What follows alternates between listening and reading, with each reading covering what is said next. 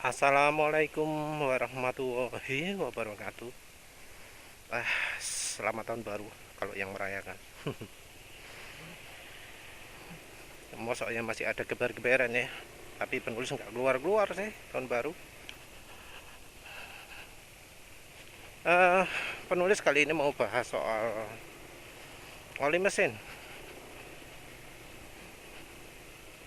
Eh, ada dua ya yang mau penulis bahas, yaitu soal eh berapa banyak sih volume oli kalau kita ngisi oli.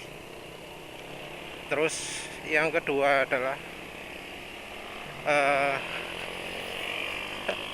berapa lama sih oli itu kalau em, kita mengikuti rekomendasi.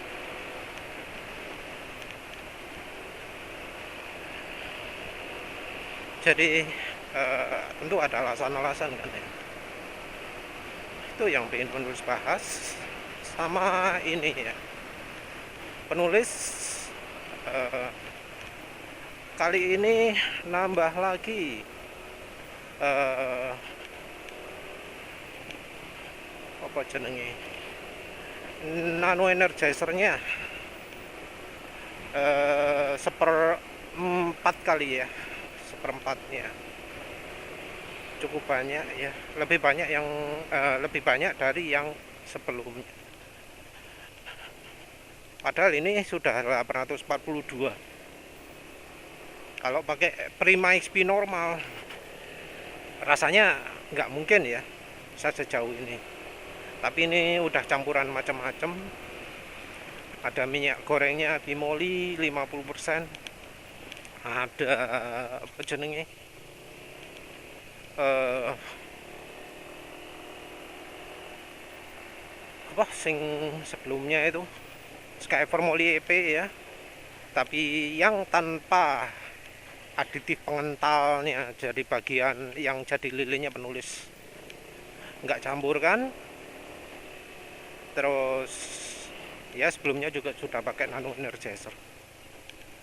Penulis tambahkan lagi tujuannya adalah untuk ngetes apa sih, gimana sih rasanya kalau pakai nano energizer lagi. Soalnya untuk berikutnya kayaknya males ya pakai nano energizer, cuma nambah licin tapi nggak nambah apa jenenge, kedap kayaknya ya. Jadi tujuan penulis pakai nano energizer itu adalah utamanya adalah untuk mengembalikan kompresi mesin, untuk mengurangi fuel dilution, untuk membuat kelotakan mesin berkurang. Nah, tapi berkurangnya kelotakan itu cuma terjadi waktu pertama-pertama aja. Yang berikut-berikutnya ketika sudah lebih dari 400 km diodo atau mungkin 300 km pemakaian sudah hilang efeknya. Hilang atau karena penulis pakainya terlalu kencang ya, ngebut. Jadi kalau dibanding dengan sadu revitalizan jauh ya. Sadu revitalizan itu eh, kerasa banget dan selama pemakaian nggak pernah berkurang, selalu terasa nambah.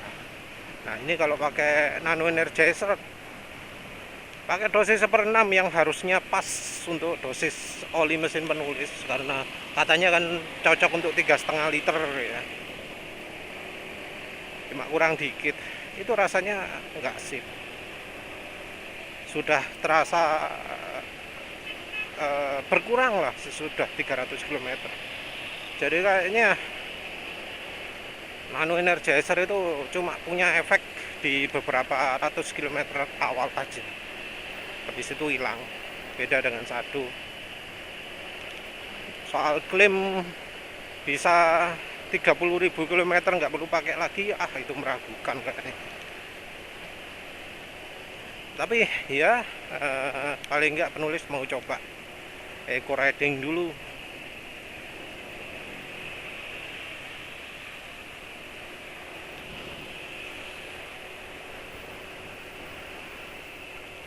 Kalau lihat eco riding gini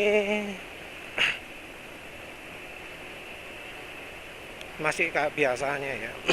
Kalau jalan stabil 5 bar. 5 bar itu sekitar 50 km per liter ya.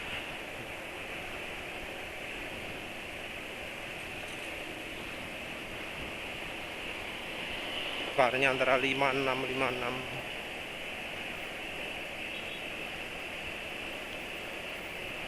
Ya ini mungkin kalau average-nya di riset mungkin kebacanya 55 km per liter, mungkin sekitar segitu ya. Itu normal. Sebelumnya sesudah pakai shadow revitalizan ya sekitar segini lah. Jadi efeknya ya bisa dibilang minim ya. Nah wes sekali sekarang bahas soal olinya. Itu contoh modifikasi knalpot gak sip ya.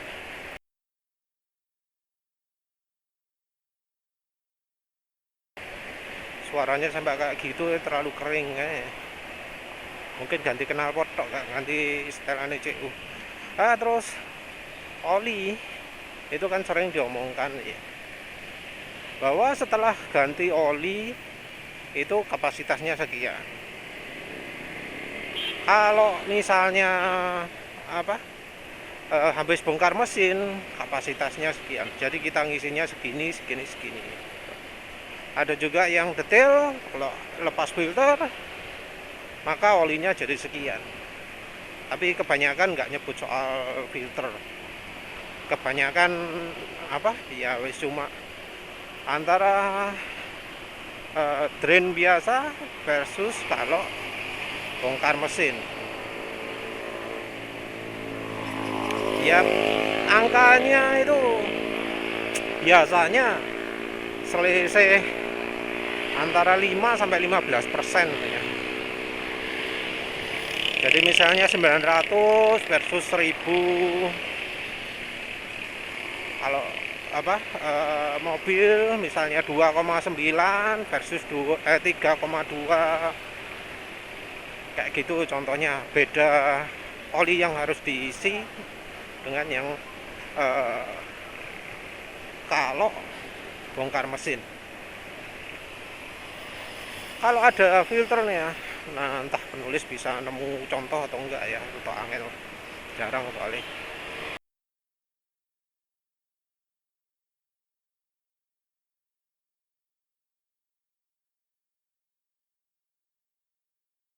Kalau ada filternya ya biasanya diantaranya.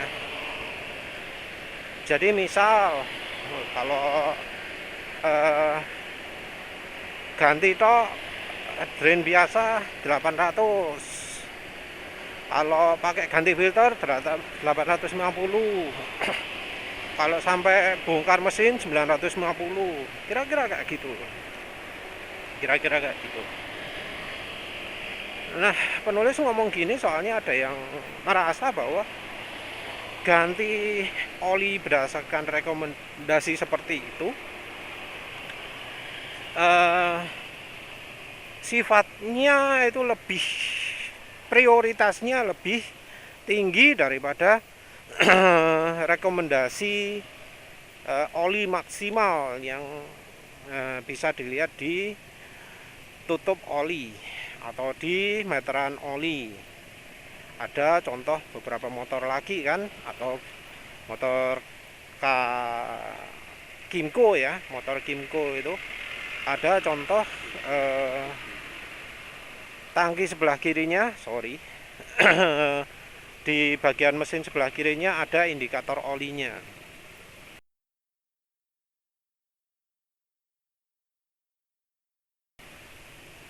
Jadi indikator oli ada yang bisa diintip pakai kaca gitu, ada kelihatan olinya seberapa, ada juga yang pakai dipstick. Di dipstick itu bisa kelihatan tingginya berapa. Nah penulis ini diomongi ada orang ya ngomong bahwa ya sudah, kalau ganti filter olinya harus ditambahi segini. nggak peduli meteran olinya gimana. Nah, menurut pembaca kira-kira pemirsa ya, kira-kira gimana lah. Yang dituruti itu harusnya rekomendasi nambah olinya atau ketinggian oli di meteran oli. Kalau penulis itu lebih mematuhi ketinggian oli yang di meteran oli. Jadi entah mau drainnya mau dikocok-kocok, dikocak-kocak, disedot, dibuka filternya atau acara apapun juga ngedrainnya. Penulis lebih memilih untuk mematuhi rekomendasi yang ada di meteran olinya. Penulis nggak pakai rekomendasi, oh kalau ganti filter segini, oh kalau drain biasa segini, oh kalau dikocok-kocok segini, oh kalau olinya disedot segini. Enggak. Penulis tetap pakai meteran oli. Dan ini termasuk juga waktu penulis menyarankan penggunaan campuran bimoli. Perhatikan meteran oli. Misal olinya masih kurang, gak usah dikurangi, langsung tambah aja sampai maksimal. Cuma kalau yang tutup itu agak membingungkan kan ya, karena tutup itu kan bisa dirapeti, bisa dibuka. Nah itu yang jadi referensi waktu dirapeti atau waktu cuma dicelupkan gitu aja.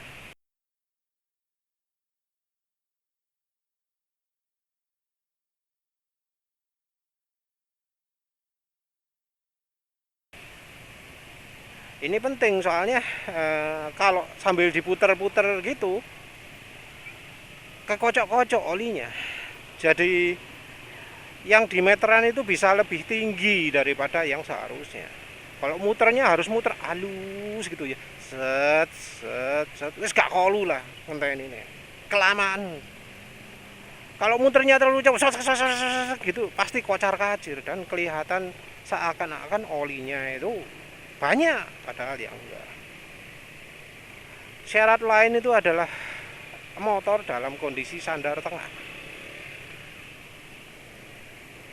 Kalau sandar samping, kalau di motor penulis ini seakan kosong olinya. Soalnya gak menyentuh dipstick sama sekali kalau saat sandar samping.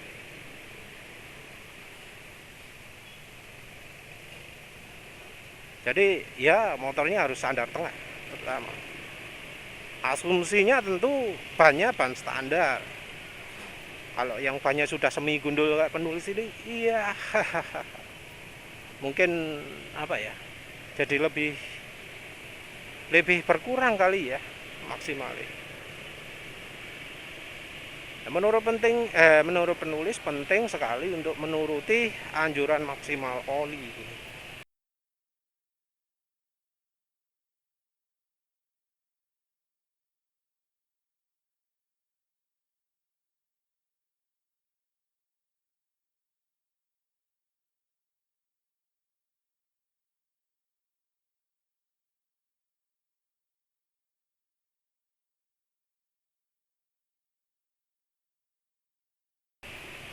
Karena kalau oli berlebihan ada kemungkinan tekanan olinya jadi berlebihan.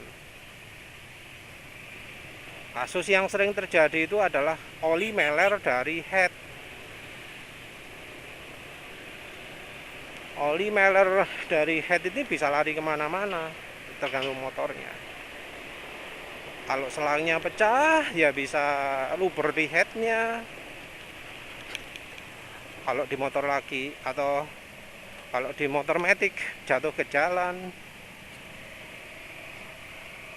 Terus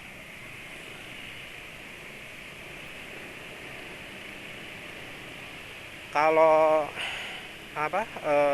salangnya masih bagus, bakar bocor ke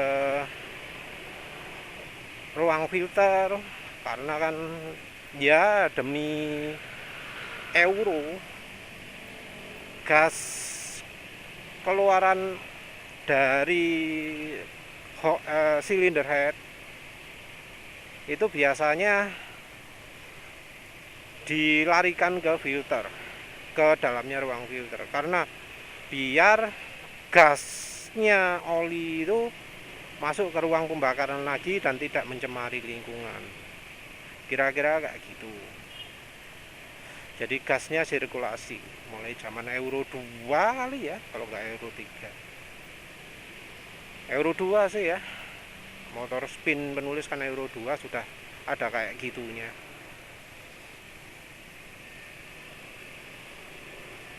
Nah, karena gasnya dilarikan ke filter, kalau silindernya kebanyakan oli tumpah-tumpah, maka olinya meler ke filter. Kalau cuma meler ke filter tok gak apa-apa. Tapi untuk beberapa motor dari filter itu nyambung ke CVT. Nah, kalau sudah lari ke CVT bisa runyam, bisa banyak masalahnya. Jadi ya nanti bisa kena beltnya, bisa jadi timbul kerak di CVT, kena kampas.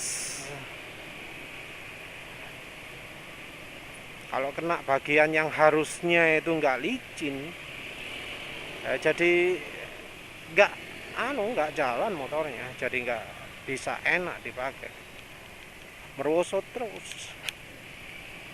Kalau belt merosot ya mungkin masih bisa kerasa ya. Kalau kopling merosot mungkin nggak kerasa, ya bisa lama-lama gosong dan akhirnya mulet, mangkokan bengkok.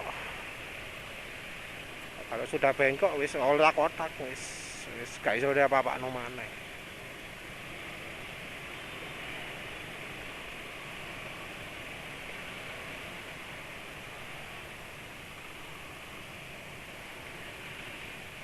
Kok rame sekali hari ini, banyak orang langsung dari luar kota kah? Kok banyak yang pakai tas ransel.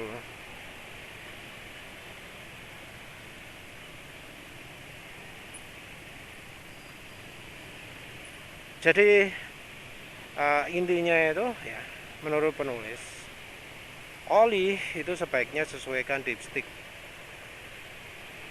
Cara drain itu macam-macam.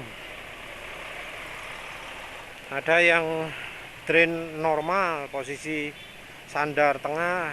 Ada yang drain posisi gak normal, posisi kayak penulis kalau ngedrain itu kan sandar samping. Sandar samping posisi paling rendah, banyak kan keluar ya, pemeneh habis itu dikocok-kocok juga, lebih banyak keluarnya. Penulis kalau ngisi kan kadang lebih dari 900 ya, 950 kadang.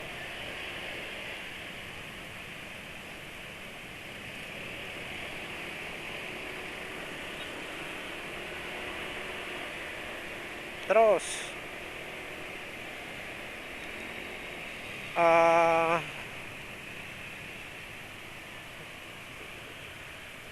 selain itu ada yang disedot. Nah, kalau disedot itu kemungkinan yang kesedot jauh lebih banyak daripada yang normal. Walau nggak semua motor seperti itu, karena ya tergantung dari desain ruang olinya juga ya.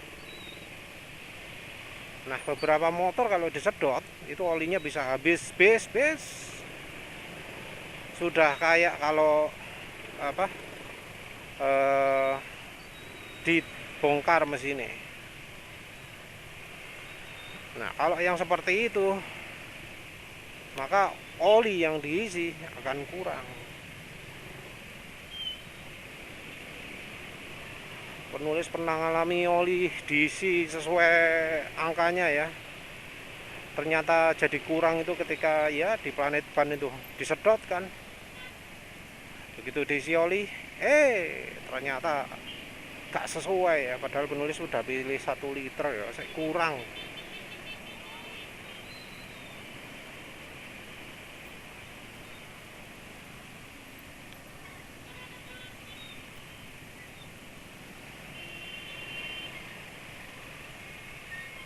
kurangnya sampai nggak menyentuh minimum ya, kurang dari minimum. Jadi ya terpaksa penulis beli oli lagi, tambahi.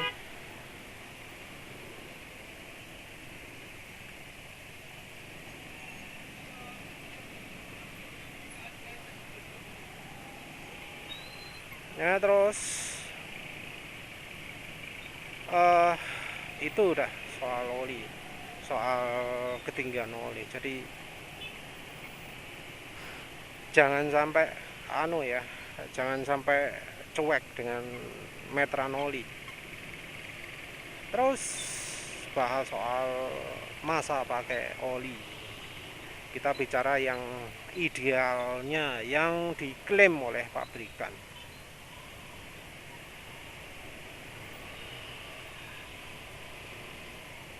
Jadi klaim dari pabrikan itu, pabrikan apa ya? Kalau mobil itu biasanya 10.000 kalau pemakaian normal, 5.000 kalau pemakaian berat. Pemakaian yang dianggap berat itu kalau dia dipakai RPM tinggi terus, kalau dipakai macet-macetan terus, pakai pemakaian RPM rendah lama gitu, kayak dicontohkan mobil patroli. Jadi pemakaian RPM terlalu rendah, pemakaian RPM terlalu tinggi, dua-duanya dianggap lebih merusak oli. Tapi ini ceritanya beda ya. Kalau RPM tinggi, olinya rusak karena dikocok-kocok. Kalau RPM rendah, rusaknya karena fuel dilution. Karena beban ringan, RPM rendah, bensinnya jadi banyak yang ngocor ke ruang oli.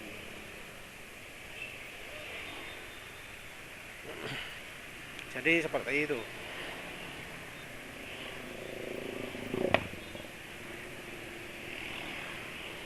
Nah, tapi kalau dari pabrikan oli ya, bukan dari pabrikan mobil, itu penggantian oli sangat-sangat lama.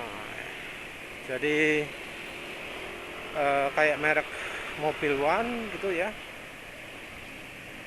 itu olinya bisa ada yang 20.000 tadi penulis nyari, tapi penulis lihat juga ada yang 25.000, dan itu 25.000 mil. 25.000 mil itu piro? 300 berapa ya? 35 km, 35.000 km mungkin, 40.000 km mungkin ya.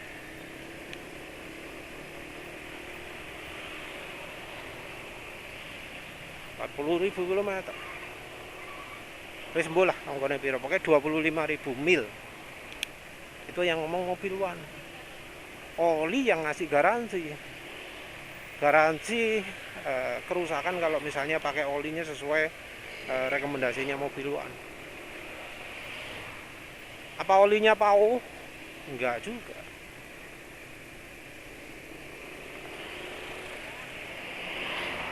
Jadi ada ya barusan bro yang ngomong, kok ada orang yang bodoh banget pakai oli mineral, oli mesran, itu dipakai 25.000 km.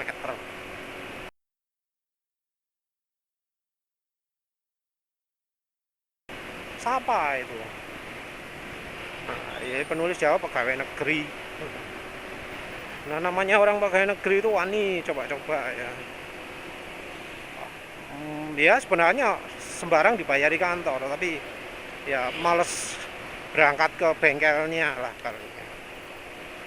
Nah katanya penulis sudah lupa ya, kalau nggak salah bahas soal aditif oli nano energizer yang mengklaim bisa membuat oli tahan 25.000 km. Suatu klaim yang luar biasa, mengingat namanya oli, bahannya beda-beda. Bukan bahan dasar ya, bahan dasarnya kan rata-rata sekarang hydrotreated, tapi dari aditif-aditifnya gitu kan beda-beda. Dari oli yang sama-sama hydrotreated penulis pakai di NMAX ini. Ada yang awet, ada yang enggak. Ada yang apa sampai bosen ya, sampai 2000 km akhirnya penulis ganti juga karena wis bosen ya. Motornya performanya gak enak karena memang olinya lebih fokus ke perlindungan. Suara mesin sih halus. Bosen ya. Gak enak soalnya performanya gak enak. Udah gantinya di 2000. Ada yang hydro treated tulisannya full sintetis tapi ya cuma tahan 300 km. Ada lali tapi ada yang oli ngaku-ngaku 100% sintetik ya. Mulai dari awal pakai suaranya jauh lebih besar daripada suara ketika sekarang ini. Tapi maaf kalau di jalan kayak gini mustahil. Suaranya yang lainnya pada berisik semua, nggak bisa penulis mendengarkan ya. Tapi yang jelas Amsoil Signature mulai dari baru suara di saat idling kayak gini nih, RPM rendah itu jauh lebih kasar daripada Prima XP yang ya campur minyak goreng ya di 850 km ini. Jauh di 900 km sudah 1000 lah, 1000 km. Aditif yang asalnya setelah dipakai ngebut bisa halus ya. Jadi ciri khasnya Amsoil Signature itu kalau dipakai ngebut jadi halus suara mesin. Nah di 1000 km sudah nggak halus lagi.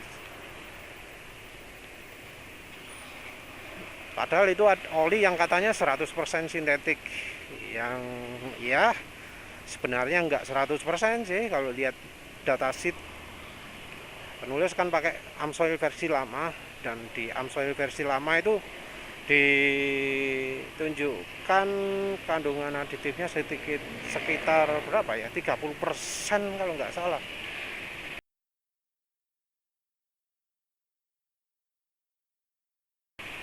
Kalau nggak salah ya.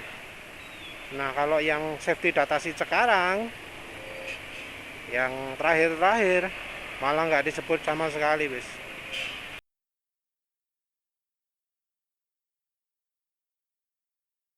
Yang di datasheetnya blank, nggak ada apa-apa nih.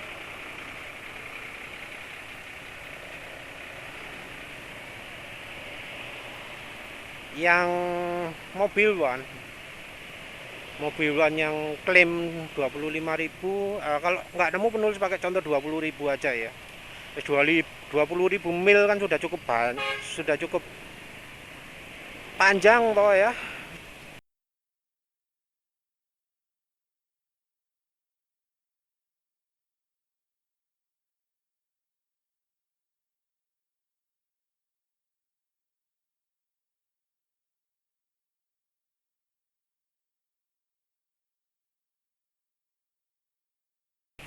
Dua 20.000 mil itu mbuh pirang kilometer ya, anggap aja 30 km ya.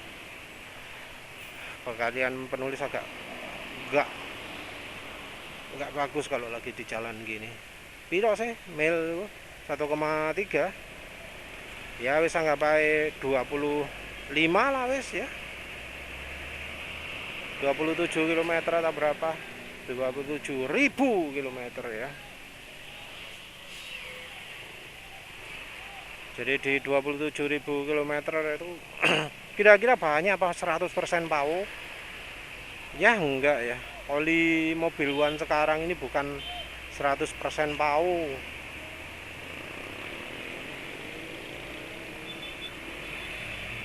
Tapi pirang persen ya. Nanti penulis lihat lah ya.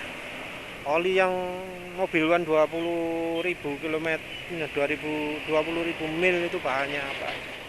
Tapi yang penulis ingat kalau mobil one bukan Delvac itu nggak ada DCN-nya.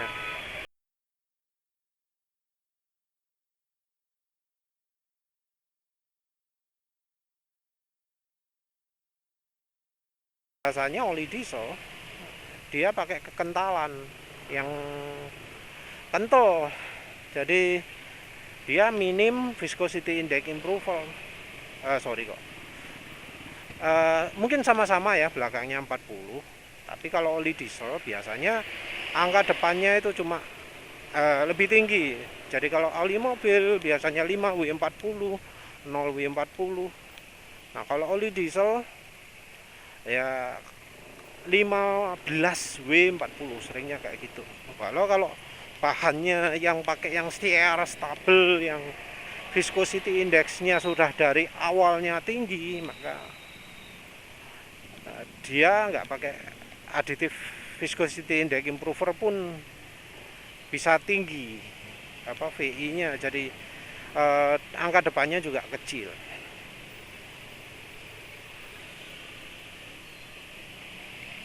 Jadi kalau bahan oli PAO ada PAO-nya. Nyampe 10W40 itu memungkinkan, relatif gampang.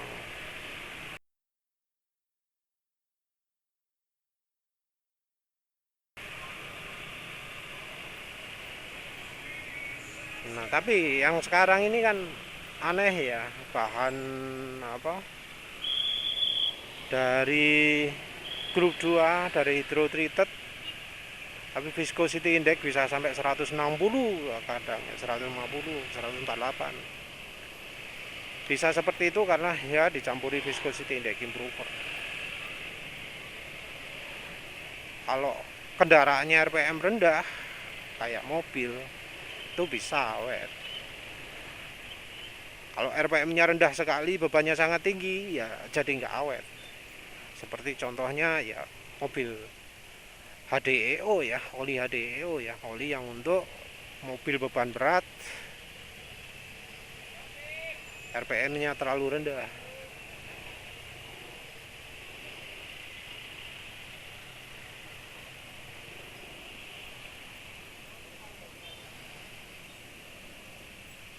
Wah, kenapa ya hari ini kok banyak macetnya ya? Ya, untung aja niatnya eco riding.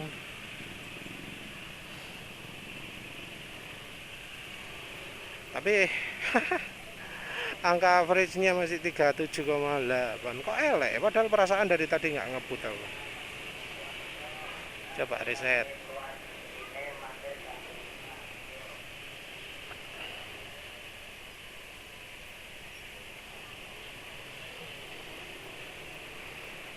Eco riding, eco riding, eco riding.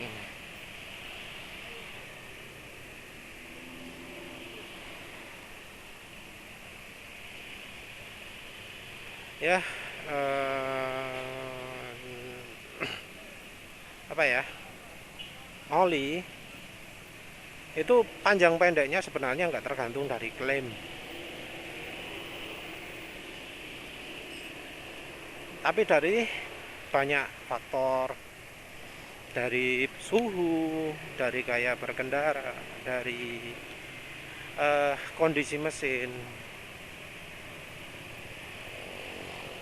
Klaim dari pabrikan itu hanya untuk kendaraan yang kondisinya masih bagus dan pemakaian yang modelnya ala-ala di luar negeri.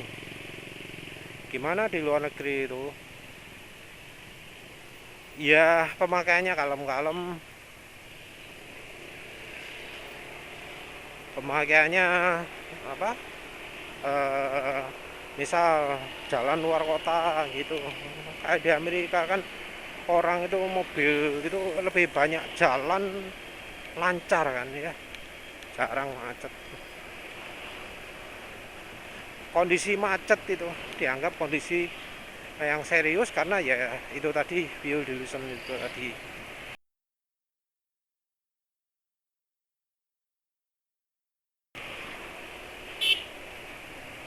Jadi normalnya itu adalah ketika kendaraan dipakai highway di highway dengan kecepatan highway juga.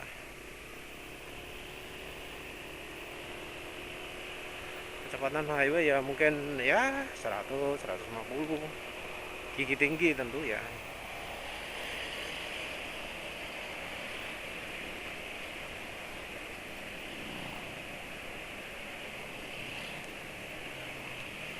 kondisi tentu nggak bisa disamakan dengan kalau mobil yang misalnya sudah pernah keblondrok ya, ketika pakai oli yang bohongan,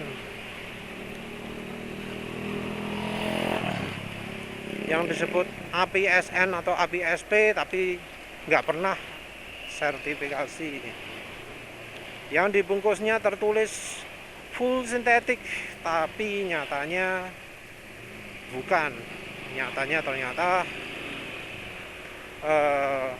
grup 2. VI-nya tinggi bukan karena bahannya yang punya VI tinggi, tapi dikatrol pakai viscosity modifier, pakai viscosity index improver, pakai polimer, pakai zat yang bisa membuat oli itu kalau di suhu tinggi jauh lebih kental. Bukan kental ya, tapi jauh lebih kental. Jadi normalnya oli di suhu tinggi itu pasti jadi lebih encer, tapi dengan aditif viscosity modifier, dengan polimer, oli di suhu tinggi kekentalannya nggak ekstrim. Kecairannya nggak ekstrim, jadi lebih kental. Jadi yang asalnya kalau panas di suhu 100 derajat ya, itu 30 bisa jadi 40, jadi 50.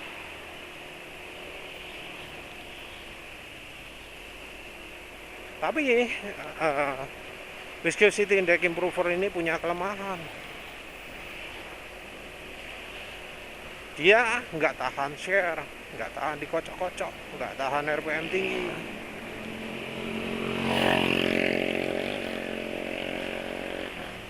Kalau kena RPM tinggi, dia kekentalan bisa turun drastis pada waktu dipakai, dan di hari berikutnya juga turun drastis kekentalannya. Jadi oli sekarang banyak yang modelnya seperti itu. Oleh karena itu sekarang banyak yang mobilnya jadi bergerak macam-macam karena olinya lebih rusak jauh lebih cepat. Oli sekarang nggak sama dengan dulu. Oli dulu itu nggak berlomba-lomba jadi encer, tapi bahannya bagus, pakai PAO. Oli dulu kalau nulis full sintetik itu bahannya PAO.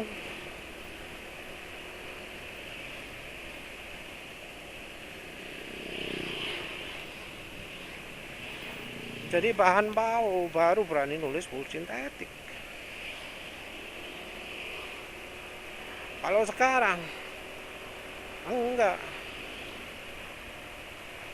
Sekarang bahannya grup 2 pun ya. Oli ada grup 1, 2, 3 tergantung dari zamannya. Itu masih tetap aja berani ngaku full sintetik. Dari kemampuan juga jauh beda. Nah, ketika oli bahan grup 2 ini ditambahi bahan viscosity index improver, hancurlah. Dari bahan jelek jadi makin jelek. Makanya kualitas oli zaman dulu dan sekarang kualitasnya beda jauh. Jadi mungkin zaman dulu ada yang ngaku oli sekian ribu kilometer, tapi faktanya sekarang sudah enggak. Walau kalau ada yang pabrik oli yang berani ngasih jaminan garansi kayak mobil One, kita ya masih lumayan yakin lah bahannya itu bakal kuat.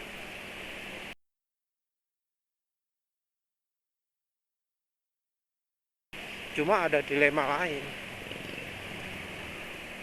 oli palsu. Saking larisnya oli mobil One, banyak palsunya. Yang bungkusnya pun sudah sangat-sangat mirip. Nggak ada bekas palsu-palsunya karena dari bungkusnya sepertinya niat buat order. Dan ya biasanya bungkusnya oli resmi pun nggak terlalu mewah gitu kan, saonoe kan. Jadi secara kualitas nggak beda jauh bungkus. begitu dituang, loh kok siji, jadi seperti itulah. Tapi kalau mesinnya bagus, bukan nggak mungkin kualitas olinya juga bagus.